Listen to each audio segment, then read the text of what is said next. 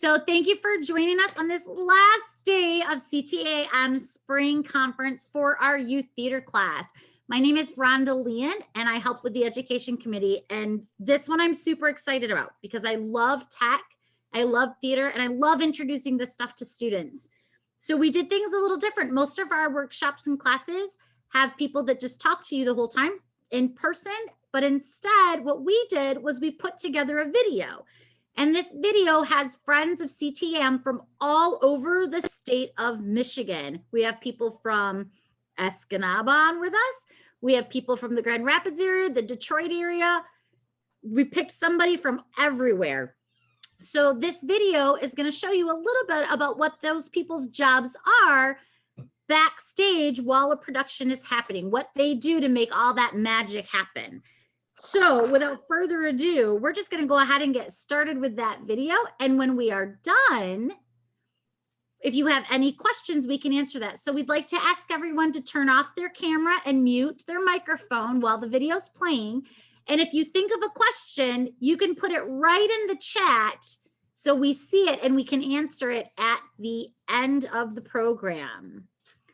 So if everybody could go ahead and mute and turn the camera off. JR, let's start that video.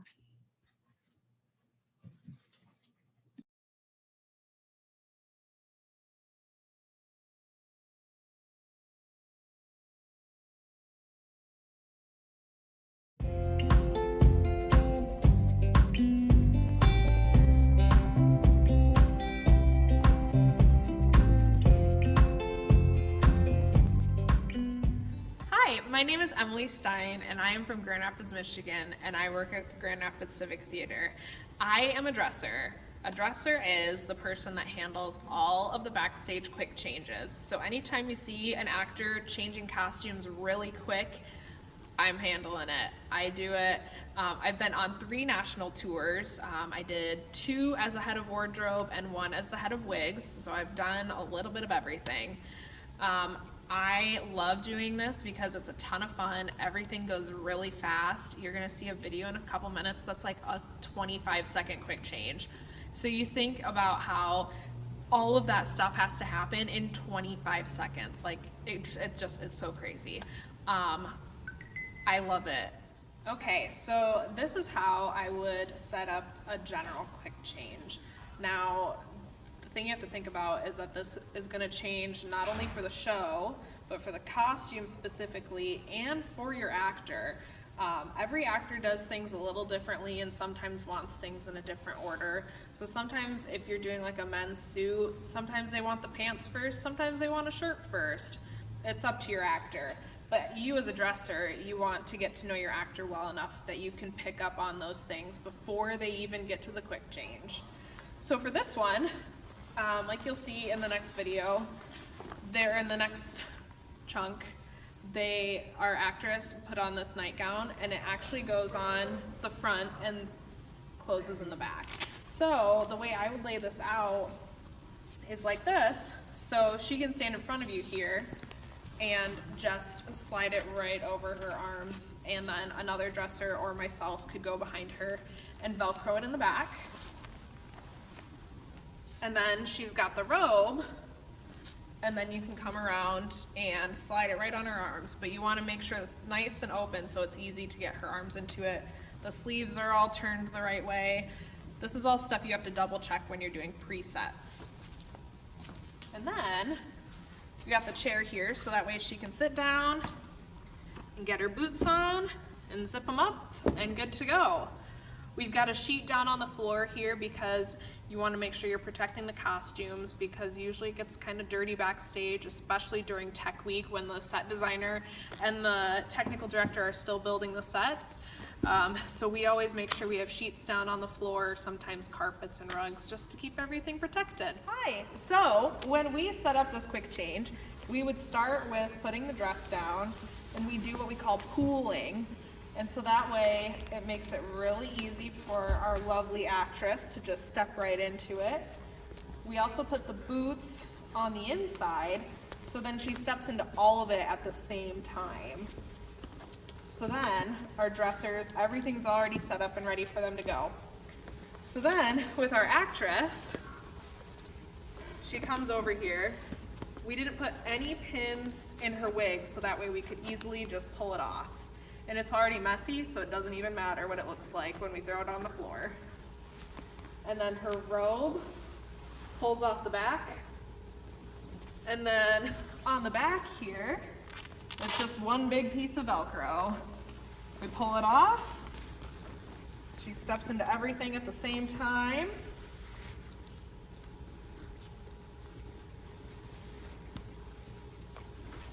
Carefully.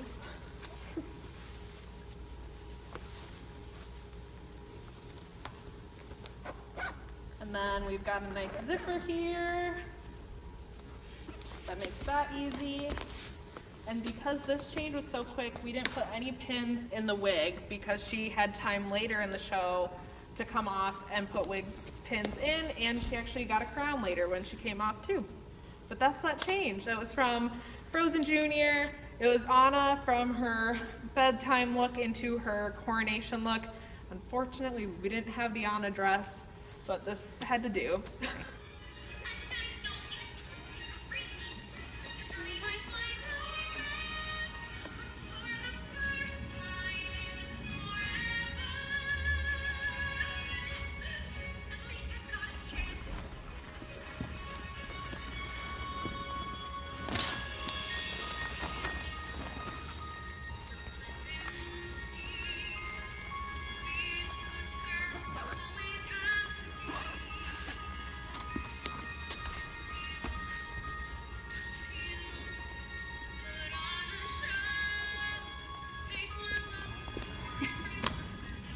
Teamwork!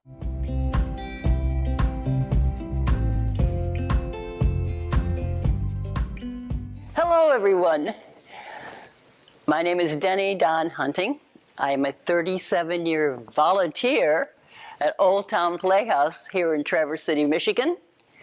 And I have been an actor. I do a lot of directing. I have done a lot of stage managing. I also work with the young company, the children. So I'm sitting right here in front of the set piece for 101 Dalmatians that our young company class for spring is going to be performing next week.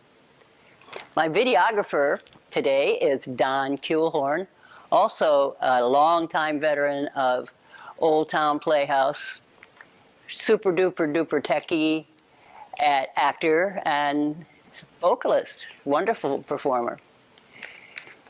Let's talk about stage managing. That's what I'm here to talk to you about. Stage managing is what it says. I manage the backstage of the theater during rehearsal and performance of the show. In this playhouse, the director chooses the stage manager.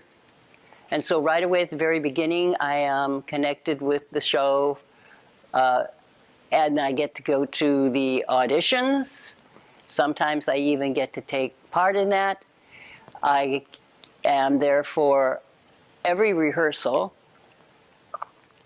And during that time, I am taking blocking for the director. I'm doing liaison work with the set crew and the costumer and props and making sure they're meeting deadlines that we set up at production meetings. I'm getting a chance to meet and work with the cast. I get to call the beginning of the rehearsal. I get to call the take 5 and be back in 5, please, and go check and round them up if I need to, and keep things running smoothly. I come early and set up the stage so that there's furniture to be moved. I get it all set out for the director before we even start the rehearsal. And then I strike it or have somebody help me strike it after rehearsal. I'm known as the candy stage manager because I always bring some soft chew candy and put it in a dish down on the front of the stage for people to take a little snack when they want to, when they're not working, when they don't have to talk. And then during the show, I usually have it on my stand backstage. When the show process gets to Tech Sunday, the stage manager takes over the show. The director backs off the stage manager now and makes sure that the continuity, that the director's vision, that everything stays where that director put it the day before Tech Sunday. I run the tech that day. I run any rehearsals that are needed with stage crew to move furniture, choreograph that, say that 3 times fast, so that everything is nice and smooth during performances. In this theater, we, stage managers, have the option to call the show from the light booth, which is located up above in the balcony, just above the seating, which is right next to our sound booth, or backstage, where a while ago someone built me a very nice little desk to work at. I prefer to work from the backstage. Call me a control freak, but I like to be back here where the action is, actually, where the actors are entering and exiting, and I can see the crew working as they're changing sets on stage. I can manage or supervise someone who's managing the curtain, raising and lowering. I have a wonderful monitor on this nice desk that I can watch the show going on the stage. I have a God mic that's usually attached right here that I can talk to the 3rd floor costume room or the green room during the show, and gives me all the freedom to work here comfortably. This is my prompt book, a very important book that has been built all the way through the rehearsal process. It contains all the blocking and all the cues for lights, sound, props, set changes.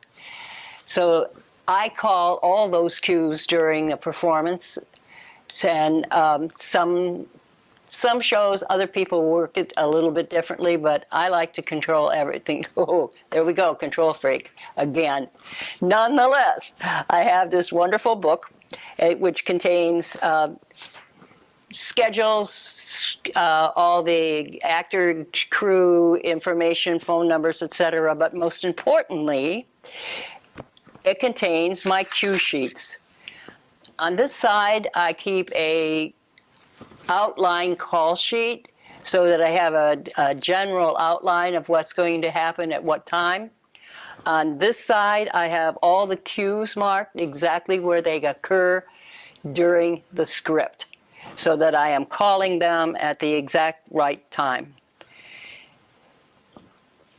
Stage managing is a big job. The stage manager is the 2nd most important person in the show, second to the director, and once we go up, the stage manager is the boss. Why do you have to do that? Because a stage manager says so. I manage the stage. And I thank you all very, very much. Okay, this is Denny Don Hunting at Old Town Playhouse in Traverse City, Michigan. Hope to meet you all someday, and thank you for this opportunity.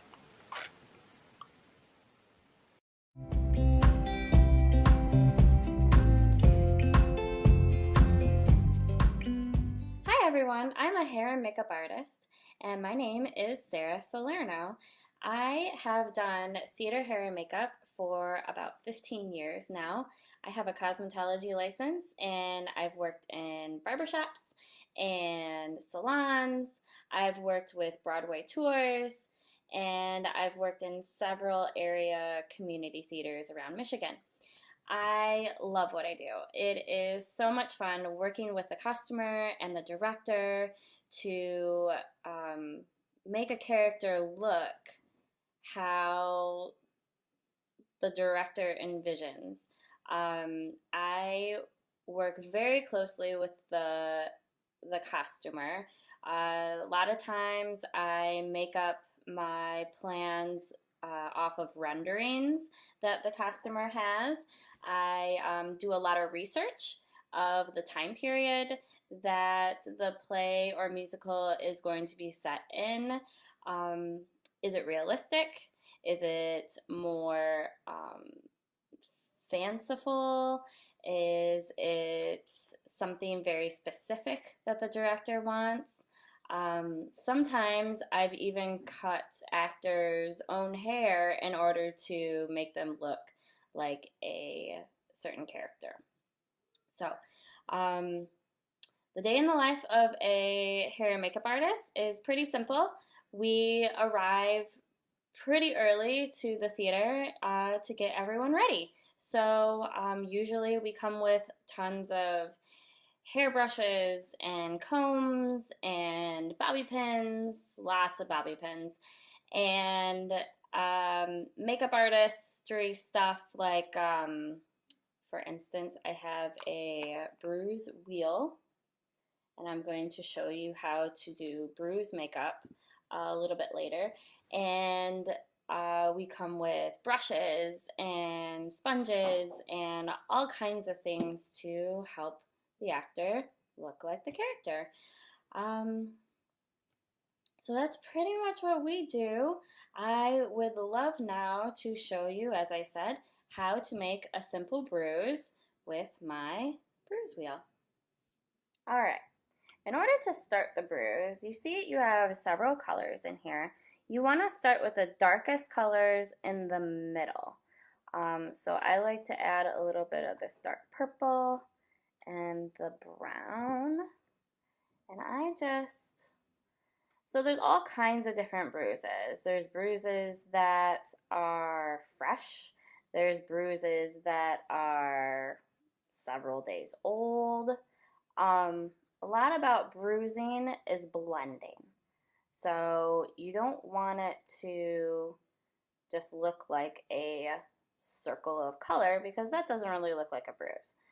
You want to blend it out and make the edges kind of wispy, because in a real bruise, as your body heals, the blood inside your skin dissipates. And so as you get closer to the edges, it gets lighter. Then I like to use some yellow to really highlight the bruise.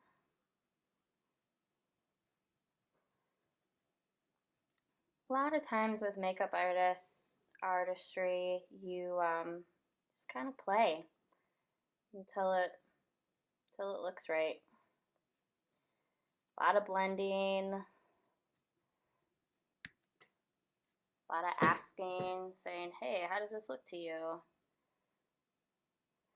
A lot of times we have to get it right under the lighting, because in the theater, something that is up close might not look or translate as well when you are on stage, because the lights might drown it out. So sometimes you got to be a little bit more heavy-handed when you're working in theater. It might look a little silly up close, but from the audience, it'll look the way you want it to. So sometimes I've even taken actors out onto the stage when I'm doing their makeup or hair before a show, and just kind of look at them from the audience perspective. So that is a simple bruise. It's just a lot of blending until it starts to look right. What do you think? Pretty nasty bruise, I don't know. Probably hurt really bad when I got it. Just kidding. So there you go. I hope you enjoyed my video. Now I was going to show you a few pictures of the work I have done.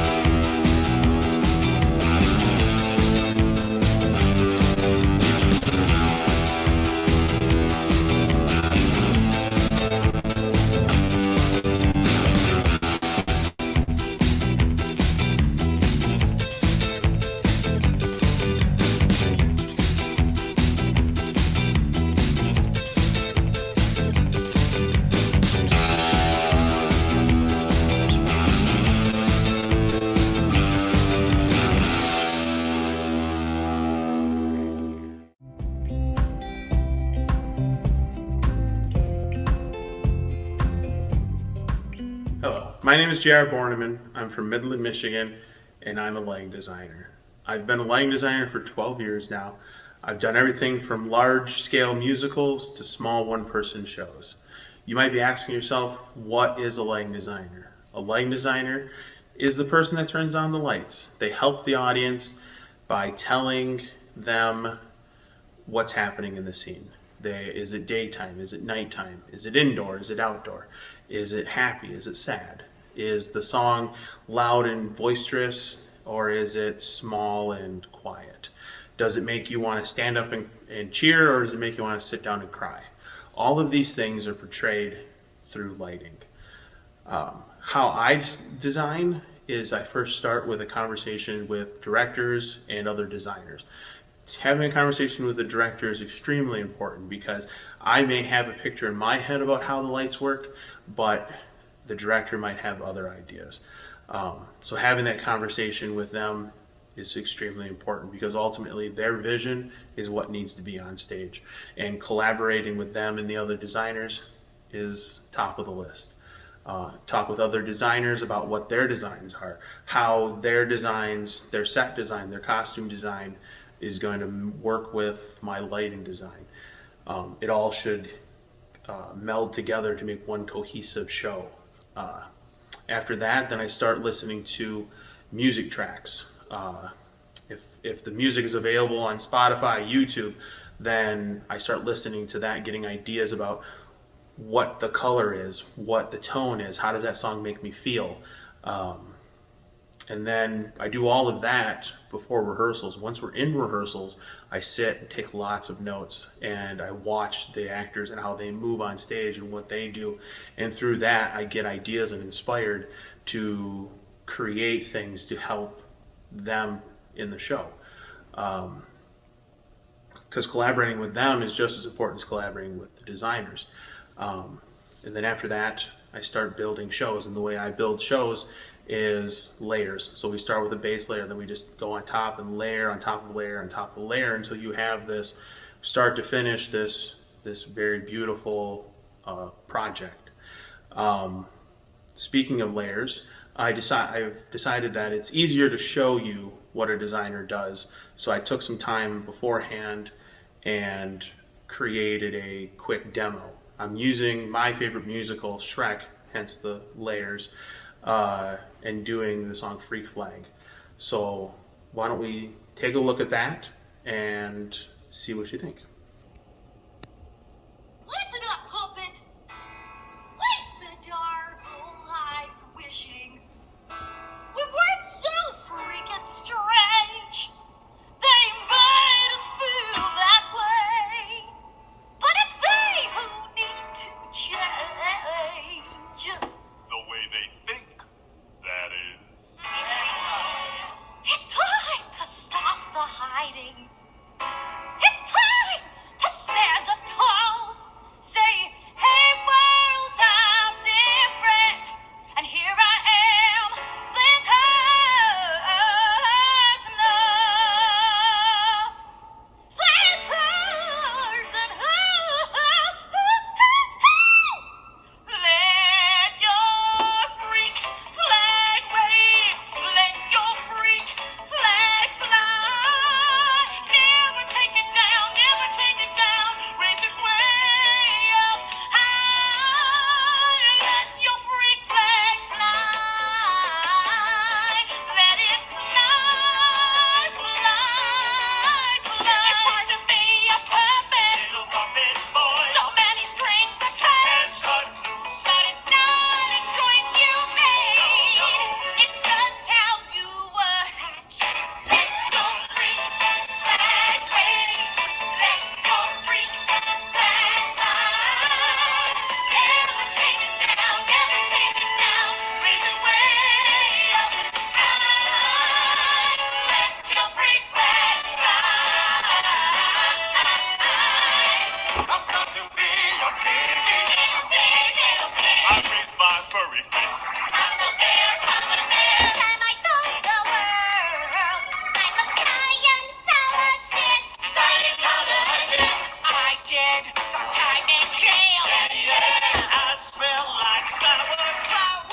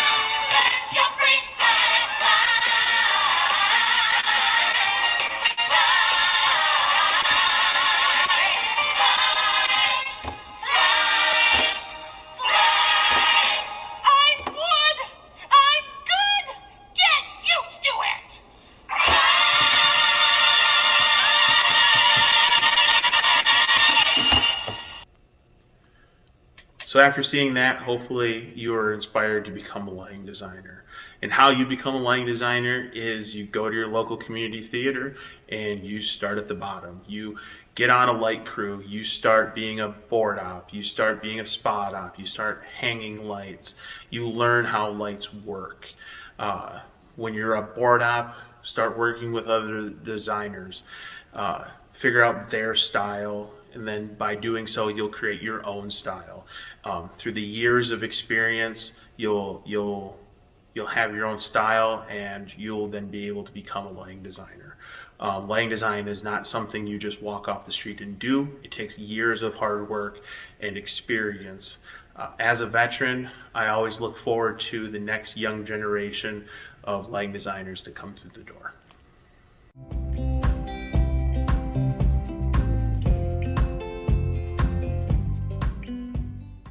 Hey guys, my name is Tim Schmidt, and I'm your friendly neighborhood sound guy. I've been designing and mixing shows in Grand Rapids for the last 20 years, and have also done 8 national Broadway tours. Today we're going to talk about miking our actors. Now I know in community theater we don't always use microphones, but for those of us that do, I wanted to share some tips and tricks on how to get those pesky things to stay where we put them. The first thing we're going to talk about is mic tape. This is 3M Transport medical tape. You can find it at any grocery store, and it's pretty easy to get a hold of. It's also the purple container of the NextCare brand in the dispenser, so if you're looking for it that way. Basically what you're looking for is these grooves on the tape itself. The nice thing about that is that what this does is allows you to tear the tape into any size you like and without having to use scissors. Another helpful tool to get the tape to stick is this skin prep. It's an alcohol swab. You use it wherever you're going to put the mic tape on the actor. It cleans the surface of the skin, gets rid of all those impurities. It also helps with sweaty actors who sweat off mic tape. Use a little bit of this. That tape isn't going to come off unless you want it to. Mic sweat outs are the Achilles heel of the front of house sound engineer. So always make sure you got a can of compressed air backstage to remedy those problems as quickly as possible. A nice preventative measure for that is this. This is moleskin. You can find this in any craft store. It's got an adhesive back to it. You can cut little strips of this out and wrap it around the very front of the microphone to sort of absorb some of that sweat before it creeps into the mic. Sometimes we have a microphone that just does not want to stay where we put it. We prevent that with this. This is floral wire. It's exactly what it sounds like. It's made. You can find it in the floral section. What we do with this is it's a nice stiff wire, but it's really thin and it holds its bend. So what we do is wrap it around the mic a couple of times near the end, and so that way we can sort of focus this microphone wherever we want it. So if you want to put it that way, you can, and you can straighten it out and keep it pointed in the direction that you want it to go. Now for our practical demonstration. We'll tear open the skin prep, and we'll prep the skin areas in front of the ear, behind the ear, and the back of the neck. Then we wait a couple seconds while that cools down a little bit. If we want it to be dry, and we'll take our mic tape, and I usually tear 3 strips right away. So the proper placement I like to do is, if you find their cheekbone, it's going to be kind of right about where the cheekbone is. Put a piece of tape on. I rub it in. It helps if you heat the adhesive up just a little bit. And then do one, look towards the, and do one right behind here.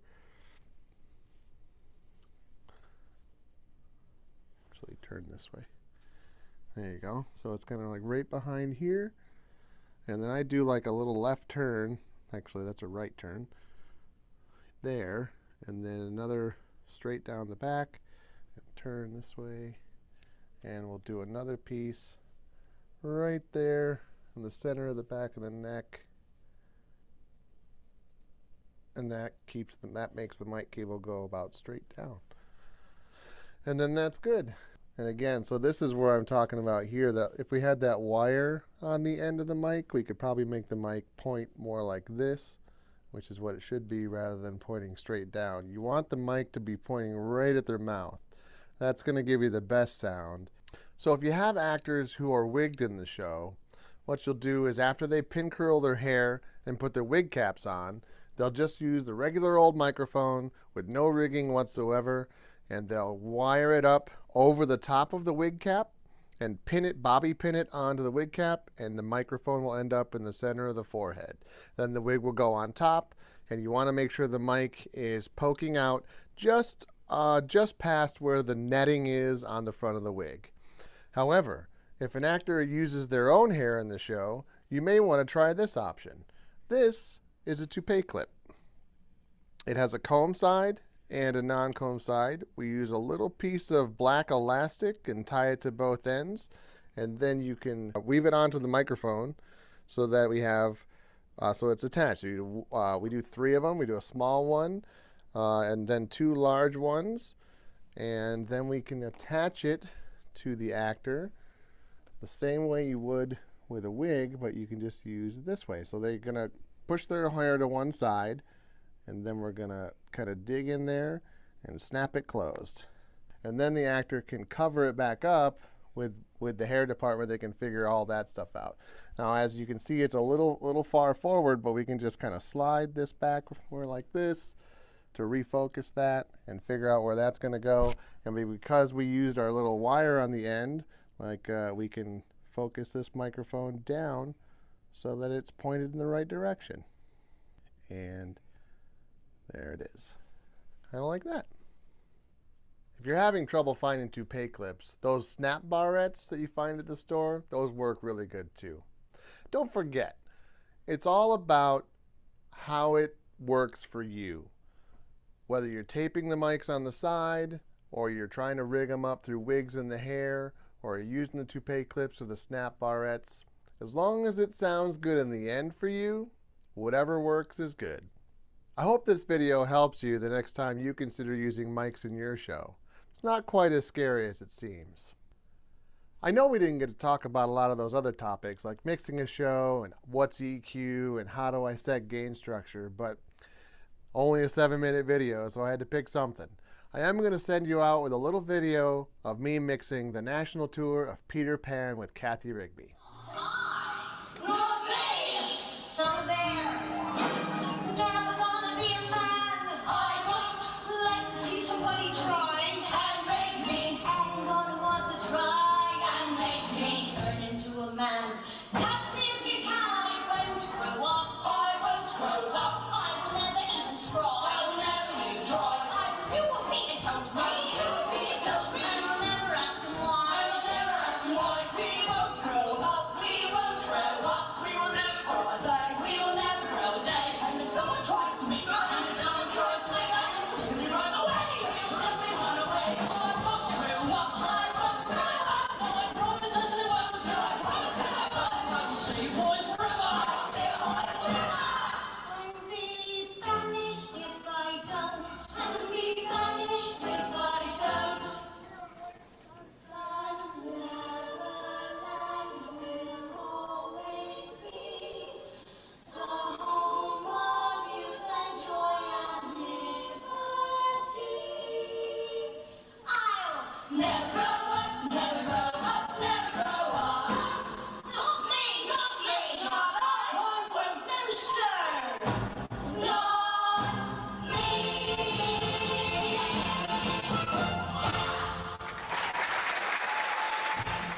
Thanks for watching my video, and thanks CTAM for having me. I got my start in community theater, which just goes to show everybody's got to start somewhere. Thanks.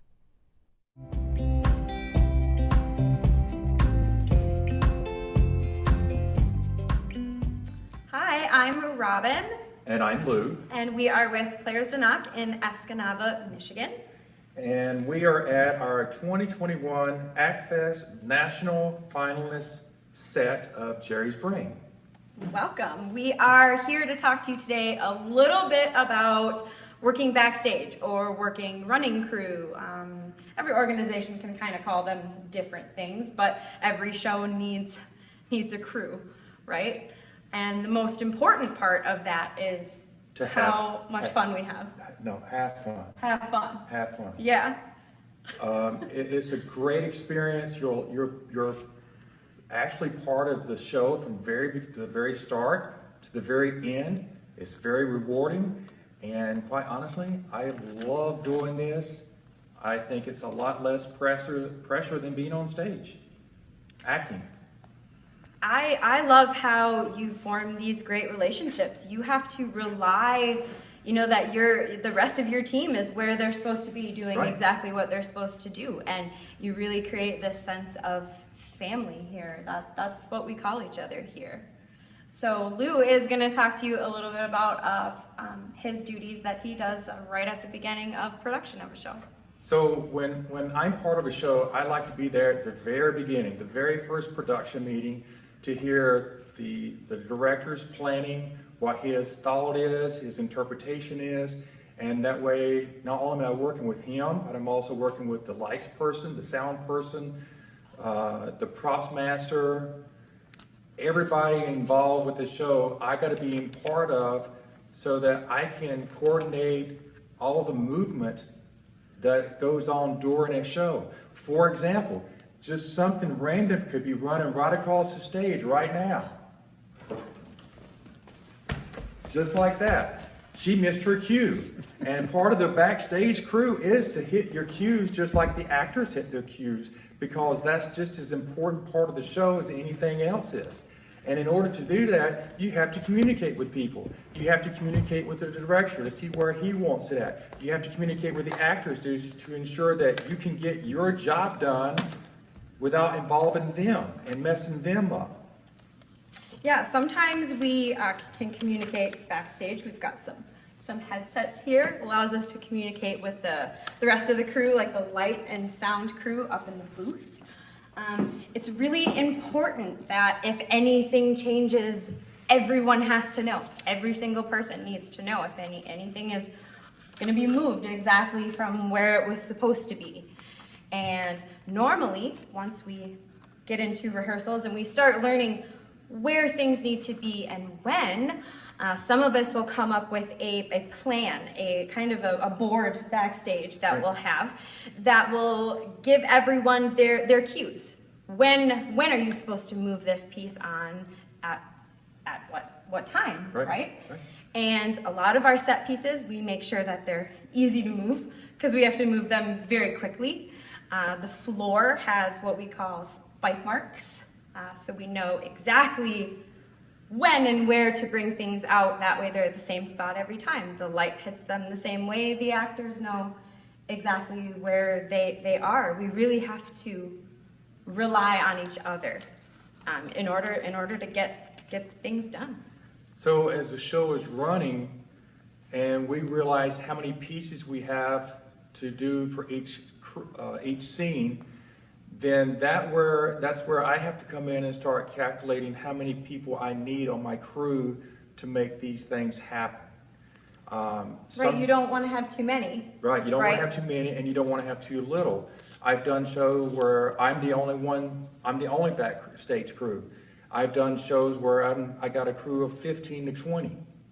So it depends on the show and what all is going to happen, and that will dictate the number of crew members that you have. And your job as a running crew is so important because I give you an example. I was in my very first play. At the very end of the play, I had a prop that I was supposed to carry. The last show of that play, somebody put my prop away early. I didn't have my prop. It jumbled me. It did. In curtains, remember? Mm-hmm. And I lost that last scene. I lost it because of that. Because your prop does help you remember where you're supposed to be and what you're supposed to say. So your prop is very important for the actors to be on stage. One of my favorite moments and one of my favorite shows that we've done here, we did A Christmas Story a few years ago, and I had to move the car on and off. Well, this was a giant car. Essentially, it was the size of a smart car, I would say, maybe even bigger. And me and another crew member had to move the car out for the scene, and then we had to move it back. The problem was we only had a couple of inches of room to work on either side of parallel parking this car. So every night we had to make sure that it was perfect, because we only have one chance to do this. It's not like the movies where we can cut and do it again. We have one shot. So we had to practice that so much. And at the end of the day, every time we got that in every performance, it was so rewarding. You know, we felt great about the job that we did there. And it's always one of those moments that'll stay with me. Anytime I'm doing running crew, I'm always talking about that car. One of my favorite moments was when we did Wizard of Oz 2 years ago. We had 30 major scene changes, a cast of 60 people, and I went into it thinking, I got 30 scene changes, how in the world am I going to do this? But when you sit there and you see the actors on stage and you're making these scenes happen, you see a witch fly across the air, and then you hear the audience's reaction, and that just signifies that you, as the running crew and backstage crew, you're doing your job and you're making it, enhancing this show that you're doing. And then at the end of the show, and your fellow actors come to you and say, hey, thank you for what you did. That's just as important as the actors getting the applause at the end of the show. And I just totally enjoy it. It's the funnest part of the show for me. I agree. I think being backstage is a whole nother kind of rewarding. It's so much work, but we have so much fun. Like I said before, we really become a big family, and there's constantly these little, inside jokes. We have lines from every show that are kind of our favorite line, but it's probably not the audience's, but when it comes about during the show, we're laughing about it, and it really is special, and we help create that magic for you guys to sit down and watch, right? That can't happen without the actors and the crew. And, we like to give you guys that magic. Right. So I think that's it. So from Players to Knock here in Escanaba on the set of Jerry's Brain, we thank you and have a good day.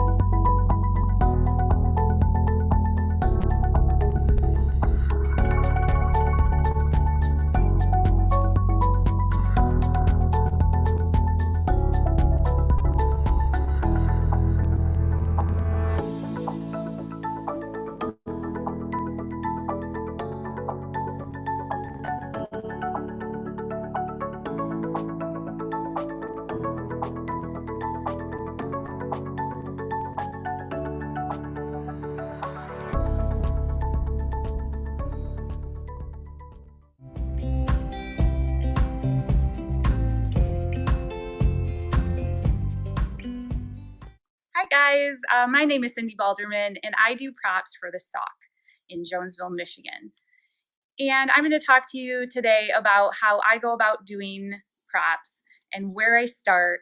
And then I'm also later going to show you a very specific prop that I did for the last show that I did. Well, the next show we have coming up is Stuart Little later this summer that I'm doing. And where I would start with props is I would open my script up, I would read the whole thing through, and then highlight every single prop that's in here. Then the next thing is I'm going to start making lists. First, I'm going to make a list of what prop is in each scene and act, and have that as a base, like kind of outline for what I need to do with the show. And then I'm going to start making lists of where I'm going to gather up the props from. So obviously I'm going to start with what we have in the theater. So I'm going to take you upstairs a little bit later and show you kind of that area. So I would go up there and look in storage and see what we have to contribute to the props that I need. Then I have some stuff at home that I might use, some more common items. Then I'm probably going to ask people that I know to borrow some things, because that is really going to cut down on my prop spendage, which is usually not huge. So I want to try to save money as much as I can. The next place I might go is I might go to a thrift store, and I know quite a lot of them, and they pretty much know me by name because I frequent them a lot for props. That's probably the cheapest place to get your Goodwill, Salvation Army, St. Vincent de Paul are our three big ones here. Sometimes they will let us borrow things if we mention them in the program. Some people, some hard things that are some things that are hard to get. Sometimes I will go ahead and borrow those too, because it's just too expensive to buy them or to rent them. So then I have a list of things that I have to make. So sometimes shows have things, well, Stuart Little is going to have some big things that we're going to need to make, like a giant thermometer. So I'm going to have to figure out a way to make that out of some material that that will look right on stage. So I will be making that. So that's about it for where we would start to organize stuff. And then I just kind of go and talk to the director actually to make sure that I am kind of on point with all the things that I'm gathering, and if he's going to strike something out of the show, that I'm not going ahead and spending money on that before I know whether it's going to be in the show or not. Sometimes there's props added to the show, so I'm going to need to know that from the director, and we just kind of work together closely so that the props look good on stage for the actors. Hi guys, well, welcome to our small but massive prop storage up here. So we are in the process, we just got some extra storage space. We are in the process of organizing this into a better workable area. So this is where I would come to grab what I need for the show that I'm going to be doing. Hopefully I can find it up here. So here's one that we used for the last show. So I'm going to take this and show you something. Hi guys, here we are at the backstage of the Sauk Theater, and this is our very tiny prop table, and that is because the only things that go on this now are like our safety mask, goggles, our thermometer, our wipes, our hand sanitizer, and a couple smaller, more fragile props. Yeah, lots of hand sanitizer. Our prop table used to sit right here, and it used to be, you know, a good 8 foot long. But because we're tight on space and we also don't want everyone touching the props all the time, we now have this small prop table. This has happened during COVID. But normally I would line up all the props on the table over here. And sometimes if there's a lot of smaller things or it's a prop heavy show, I might even label with a piece of paper spread across the table, label so that the prop goes back in the same spot every single time so we don't get lost props. Things could even go under the table, like suitcases or sleeping bags or blankets, bigger items that we might use. So how we change that for where do the props go? I mean, these can't be the only props that we have for the show that's coming up. We actually have taped off lines in sections, about 8-foot sections, for each actor, actress, because that is their area to stay in. They can only stay there. They can use the bathroom if they need to, but they don't stay in the dressing room because we have to stay distanced during COVID. And so each actor, actress has their own section of backstage to stay in. Their props go there. Their mic goes there. Their costumes go there. They have a box with all their costumes in it. Sometimes they might need to be hung up. And we have put poles up and we put hooks up on the walls. So that's how we do it now. Okay, so here we are. I'm going to show you some specific things about props. But before I get to that, during a show, for the prop person, every show is different. So sometimes I'm backstage handing off props or keeping them in order or preparing things for actors to walk on stage with.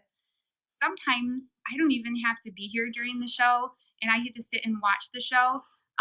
But usually I don't. I'm setting things sometimes during the show. So this particular show that we just did, Approaching Zanzibar, I had to make flowers.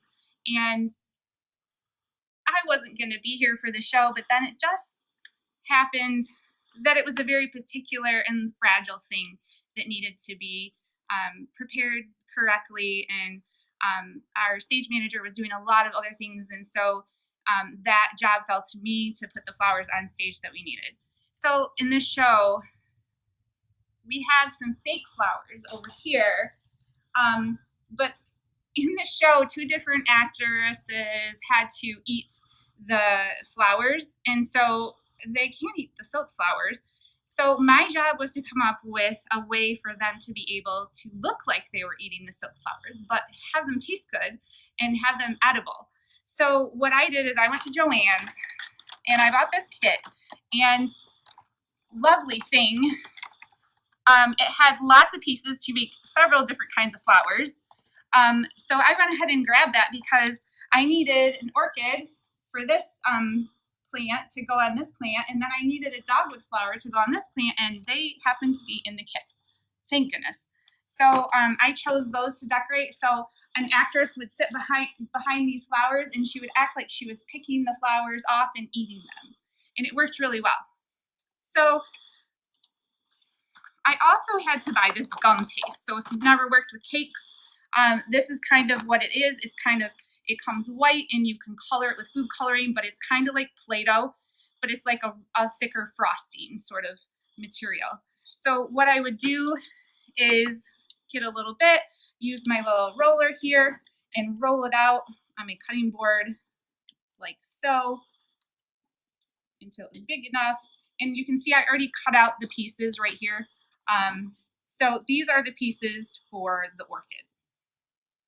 And so I would put the flower together. So this one actually has 3 pieces. But the first thing I had to do, so in the kit, there's a book and it kind of shows you how to make the flowers. And in order to kind of make them look more flower petal-ish, I used a teaspoon measure because I had that in my drawer. Now you could buy a whole kit of, tools, but that's going to cost you $20. So I had them, but I bought them after I made these flowers, and I actually just grabbed some tools from my drawer at home and was able to make these just fine.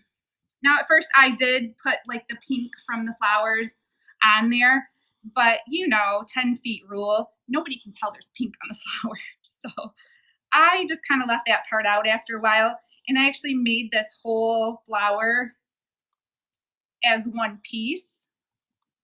But then I'm going to show you what I did. So there's these little cups you can buy to kind of make the flowers kind of stick up like that. So you'd put it in the cup. But I didn't have these when I bought this kit. I just used tinfoil because, as prop people, we're always about improvising. So I just made little cups with tin foil. And I would put the flower in there, and then it would do what I needed it to. So, you know, kind of try to think about, this is expensive, an extra expense, but this is pretty cost effective. And so it did the same thing. So then what I do before the show is I would take these flowers, they're set backstage, and I'd only put, because it was easier for the actress to grab them off of the tops of the flowers, I would separate the petal, and then I stuck them in the same spot every night, kind of on top of the flower, so that she could then grab it off the flower. And now, as the audience, you can't see that that's, you know, something separate from what it is, but it looked like she was picking a petal of the flower, and then she could hold it in her hands, and you could see that she had a petal in her hand. The orchid was a little bit harder to do because it is 3 parts, and then I also needed this edible glue because there's 3 parts. But you would do the same thing, kind of smooth out the sides. I'm doing it really fast. And there's actually a center, another piece to this flower, but again, you can't see it when you're on stage. You can't really see the difference of that middle being in there because the flower is all laying kind of cupped like this.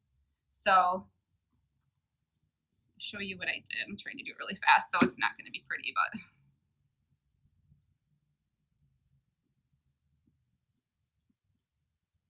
So just smoothing them all out, like, so they look like more like petals and not just flat. And then you take the glue and put it in the middle of that tri-piece. And then the 2 pieces go on it, like so. Then you would sit it in the foil or the little cup here, play with it a little bit, and it will sit out and dry a little bit so that it will sit up like this, like a flower. And then I would take it out of the container right before, since this plant, this stuff dries pretty quickly and hardens. This plant would be sitting on the prop table, and I would go, the flower was needed at the end of the show, towards the end. So I didn't want it to like fall off of there. So right before I was taking it on stage, I would take it, and this is actually the handle to those freezy ice pops that you can make at home that you can pour juice in. So I strapped it to the plant, and the leaves are kind of hiding it, so you can't really see it from stage. And then I would lay the flower on that. And then the actress, when it was time for her to grab the flower to eat it, she would just grab it so easily off the plant, and that, well, this wouldn't come off, but she would grab the whole flower, and then she actually had to give it to another actress too, and they both ate it together. So that's how I did the props for the last show that we did here at the SOC. I hope you enjoyed this video. Thanks so much for watching.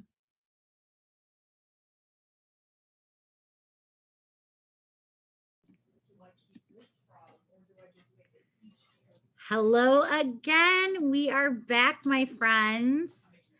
After that fantastic video, I do want to say some big thank yous to the people that made it possible. Emily Stein, who did our dresser video, Tim Schmidt on sound, J.R. Borneman on lights, Denny Don Hunting as the stage manager, Cindy Balderman as props, Sarah Salerno did hair and makeup, Lou Reynolds and Robin Gavriloff did our running crew, and Lou is with us even. And a big thank you to Adam Solgat, who was our video editor. Does anyone have any questions about any of the cool stuff that you saw today? You can type it in the chat, or you can just ask me. Does anyone have any questions about something they saw? We do not have all of our cool technical people with us, but I think we have enough that we could answer some questions.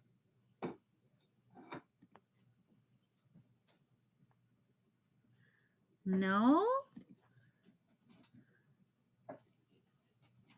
All right. If we don't have any questions, then I'm just going to say a great big thank you from CTAM for joining us at the last night of our spring conference.